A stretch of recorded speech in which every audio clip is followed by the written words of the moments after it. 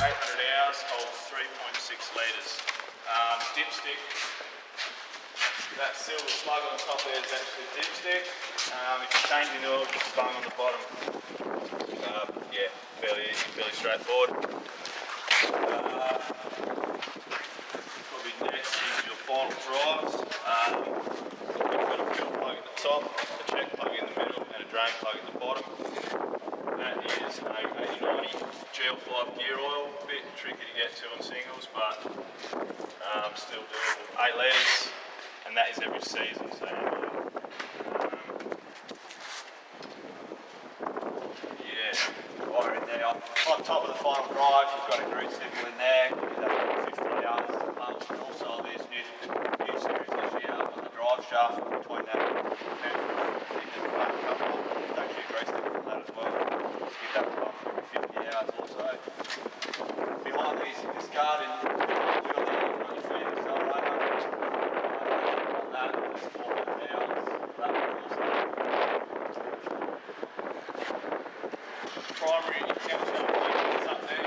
So the black dipstick through the top, access through that panel there. Down the bottom there's another pipe hanging out the side, which is your drain plug.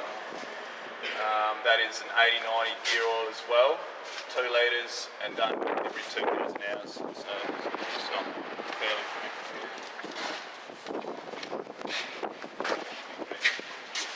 Yeah, so behind here again on your cleaning fan, you've got a grease nipple in there, 400 hours for that one.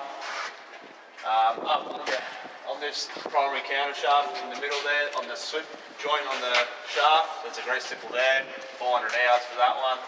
And while you're up there, grease nipple there, on the top, unload auger pivot, 400 hours for that one. Then you come back here, you've got grease nipples.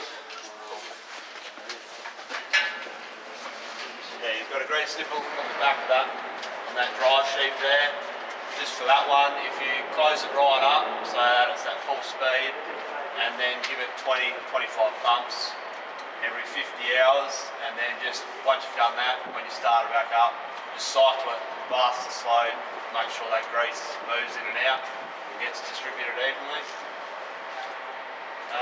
Up on this main drive pulley, in the back side here, in between one of the grooves, there's a grease nipple in there. You obviously have to turn it around if it's not there. 400 hours for that one. You've got your discharge meter, grease point there, and overshot meter on there, 400 hours, both of them as well. And on your rear axle, there's grease nipples on the tie rod, 400 hours for those. There's 3 on the actual spindle, top, middle and bottom, 50 hours, both of all of those. Rodent drive gear case in the centre, you've got a dipstick in the top of that, that's 8090 as well. There's a drain pipe hanging out the side. You're probably better off to run a hose out to the side of the machine so you don't make a mess. It's just got a tap on it. That's every 2,000 hours as well. GL5 and yeah, 4.7 litres I think. You've got a dipstick there. Main engine gear case and pro drive. So there's 2 drain plugs when you're changing that oil. There's one on the bottom of that sump there, and then there's one down under the front of the machine. When you're changing that, you need to fill it up with your dipstick through the top there to the low mark, then you need to run it 5 minutes until it lets all the oil run down to your pro drive and fill that up, and then you need to switch it off, recheck it, fill it up again, run it, recheck it, in that order to keep it. Otherwise you can overfill it. If you go out in the morning to check it, it will be low. So before you go and put oil in it, run it for a few minutes, switch it off, wait a minute and then go and check it again. Because yeah, if you check it cold, fill it up and operate it that day, it's going to come out the overflow of the breather. Where's that dipstick?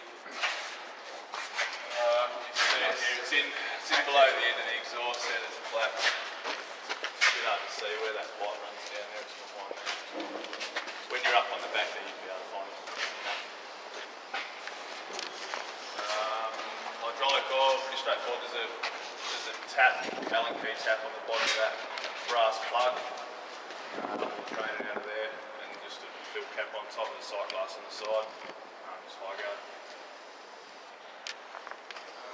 That should be this side.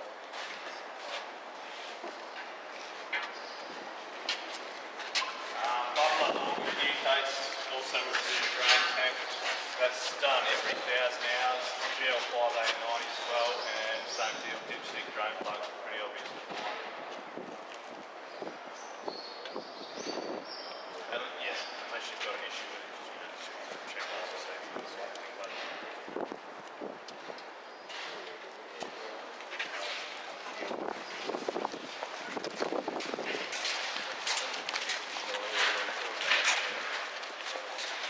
Alright, all your machines have been fitted with these shut-off clutches on your augers. I don't know if you're told or know about them. So basically it's just shutting off the augers in the cross tank so you can empty this auger, or if you can't empty your full tank you can just empty part of it without keeping that full. In the cab on the right hand side by the brake pedal there's a foot switch. Now it just acts like normal. Swing your auger out, engage, it works normally. It takes about 3 seconds for those to engage first, so this will run and then that'll engage. Then just hold your foot on the switch and then that'll disengage those cross augers. Takes the same thing, about 3 seconds before they actually stop. And then just hold your foot on there and then it'll empty this one, release your foot and it'll go back to normal. So you don't, if you just put your foot on and take it off, it won't do anything. You've got to physically hold your foot on to disengage those things. That there is a fuse as well. If for some reason that happens to stop working, just check that. It's just one of those micro fuses. There. How big is it? What size? 20 amp. 20? So and obviously just keep an eye on your tension and stuff like that, but you should be pretty right. With all that side. There's a hydraulic valve there for your shaft decks as well, so that's controlling the flow of all the shaft decks. They've been set up as per the ops manual, so you shouldn't have to fuck with that at all. Obviously displaying the screen for your speed readouts and things like that, but you shouldn't need to be adjusting that. The biggest issue is if you stop in it. If you stop for some reason and the shaft deck builds up, should you go backwards and forwards to clear that before you move into the crop in case you block it up? You probably could, mate, if you're having issues with that, yeah. Yeah, you don't want to keep pumping stuff in there if it's... Otherwise you'll have a long day. Backs up. Around the other side, so it's good. Once around there.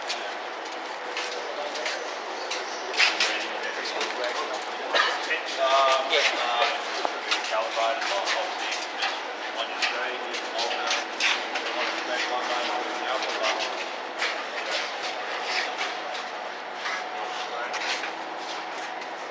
Yeah, you can increase and decrease speed per spin, and also the angle of the shoot, so the angle that you want to throw it out at will be different per side. Have they been set? We shouldn't have to stuff with them. They're set to 12 metres full coverage. You want it to cover 12 metres? They got the automatic switch, maybe so if you're going along and you've got a crosswind, and you've got them set, but when you're going this way and then when you turn and come back, they automatically switch to... You can set that up, I don't... Yeah, you can set that up. Yeah, that'd be something I want to chew. It's available in It's the a fake system. show. Yeah. Right, so on the same thing here on the rear axle, you got your 3 points on the spindle, 50 hours, tie rod, 400. Behind these guards, one for your overshot meter and one for discharge meter, 400 hours is both of them. Up behind your refresher drive here, you've got a slip clutch for your tailings. 10 hours if it's real hard going, but pretty much all our conditions over here, 50 hours, just grease that. Only give it one pump, don't over-grease it or you'll be forever slipping the clutch and you have to pull it apart and clean it out.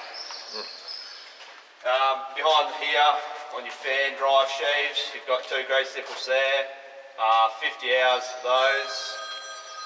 Down on the front on the fan, the same thing on the drive, you got a 400 hour there. and on your sheaves 50 hours there as well. Behind the final drive, same thing, you've got your feed accelerator bearing, 400 hours. There's 2 grease points on the actual side sheet. One goes to the front rotor and one goes up to that bearing up on this camshaft. 400 hours for both of those. Same thing on the final drive, 50 hours, and on the coupler, 50 hours. You've got behind your cover here, the feed house slip clutch, 400 hours for that. Same thing, just one pump. You don't overgrease those Don't slip overgrease. clutches because They'll just slip and slip and slip. Just be aware there's a clean out door in here as well, which gets a lot of people in behind this panel. It's got covers on your conveyor augers, all 4 conveyor augers. It's designed to open it and flush all the grain out of there, but obviously they'll come from the shop shut, but just be aware that if someone opens them for whatever reason, you need to close them again. Suggested actually writing an arrow there and saying make sure it's shut. You said so many times they come over. Yeah, they do, but yeah, it's in behind that cover, and a lot of people don't want their covers graffitied as well. So,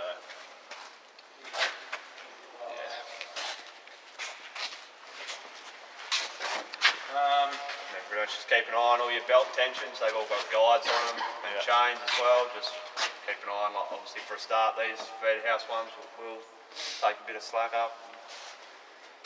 On the main feed elevator chain, just keep an eye on those as well. and yeah, clean out doors up there. That'll need to be shut before you use it. Which door's that? And the flow meter sensor, Sorry, mate. keeping the moisture meter sensor clean and the flow meter. Well, we haven't had too many issues with it at this stage. Tantanoola getting stuff in the face of them. Yeah. Spray white or glass cleaner or Yeah, anything on that. all those white, Non abrasive type shit. Like you don't probably wouldn't use salt or anything like that. Or Maybe that's, that's white you get, maybe like cleaners.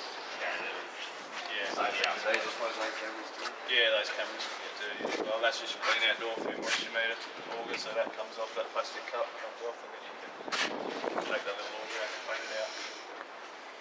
Does that need to be done regularly or only? Only if you're having issues, I'd imagine, Is there, well, you've virtually covered everything. Is there anything daily that we have to grease daily? I missed the first. Nah, nothing daily. Just 50 hours every 2 Just days. 50 hours, 3 yeah, days. It obviously depends how many hours you're doing, but if you ever get caught, obviously there's both details on both sides. It will tell you in the ops book. Some people do write on them, like point arrows towards them and that. It's up to you guys. And I mean, sometimes it'll say, like 5 or 10 pumps every 50 years, like blokes like to do. A couple of pumps every day sort of thing. So you're putting a little bit in all the time instead of just putting a heap in at once. Have you picked anything up on them yet that would be benefit to do? Oh, not really. It's more personal preference. So there's nothing that is an issue in that right if you keep it like this? No, not at all. There's overgreases and worth bad as well. Yeah, just those. The main thing with overgreasing is the slip clutches. You don't want to overgrease it because, once that happens, you need to pull them apart and strip them out and clean them out, and they're not much fun to pull apart. Just slip clutches, you said? Or, Yeah.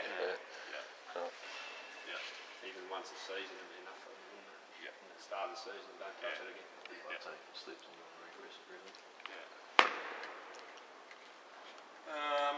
Alright, we got any questions? Anything you want to know? The fronts are all calibrated to the machines already, so you shouldn't have to do that unless you're having issues with a not cutting level, things like that. We've got numbers we can put on each one now so you know which one belongs to your header. Yeah, did you get sent that chart with all the... Yeah, so that's... You didn't get time to organise the numbers, but if you go on that, it should be right. Yeah. Yeah, okay. Fronts are pretty basic. You've got tension guides and everything that needs adjusting, or decals on the side that tell you what to adjust to. Guides there, grease points there, which are every 50 hours, I'd imagine with those probably. What does it say there? That's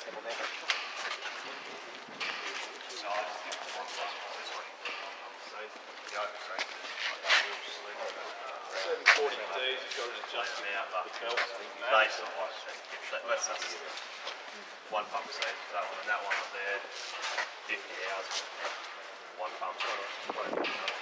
Even if it gets out to like your week, it's going to be fine.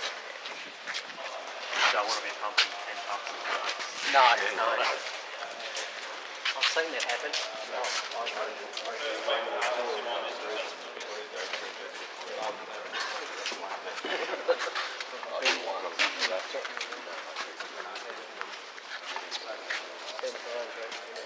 Yes, quite a lot. Transport pins, obviously, all this move, transport pins, things like that. Well, it's spot and point first time. She's not using. If you find your reel's not sitting level, you're lifting it up and you know the inside goes up before the outside or something like that, you can rephase it. It's these two taps here. So you lower your reel all the way down as it is now, you'll open these two taps, maybe just a couple of turns, you don't have to open them all the way. And then you just up, down, up, down, up, down. And you only lift it up probably a couple of feet, if that, because it only lifts the outside, it doesn't lift the centre. And that just bleeds all the air out of it. It's been done from shop, so you shouldn't have to touch it, but if you're halfway through the season, you notice the starter get a bit wonky, you can do that. But just don't go too far, because it puts too much tension in your shafts in the centre. And then you lower right back down, close the taps, and should be right to go. Sometimes you've got to do it 20 or 30 times up and down. 89 gear case there. Pretty straightforward, fill with the hole. Anything else, Steve?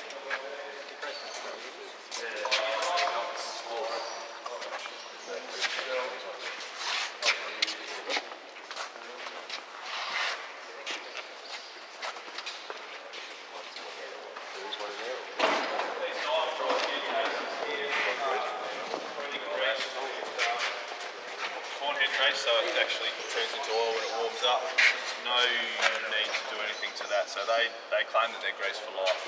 So some people were taking these plugs out and putting grease nipples in there and greasing them all the time, but that's not necessary. And there is a dipstick in this one here.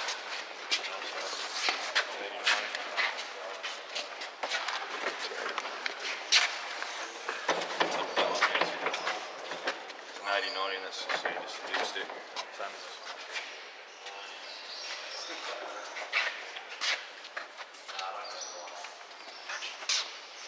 I think that's about it, guys. Any other questions about anything at all? They keep the tyre pressure fairly low for a reason? On those? Yeah. Just not really, to avoid bounce, I guess. Too much air in it, get a bit of a bounce up. Yep.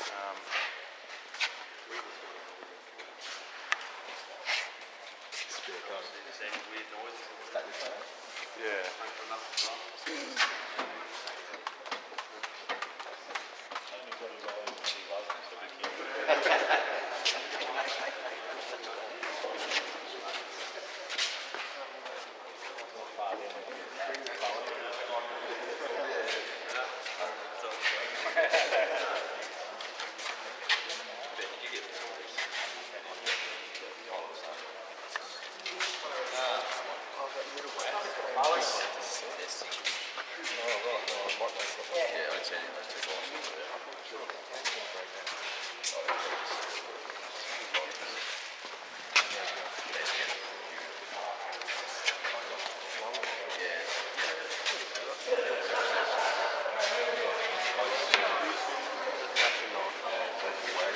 These take off a lot of fingers, don't they? Yeah.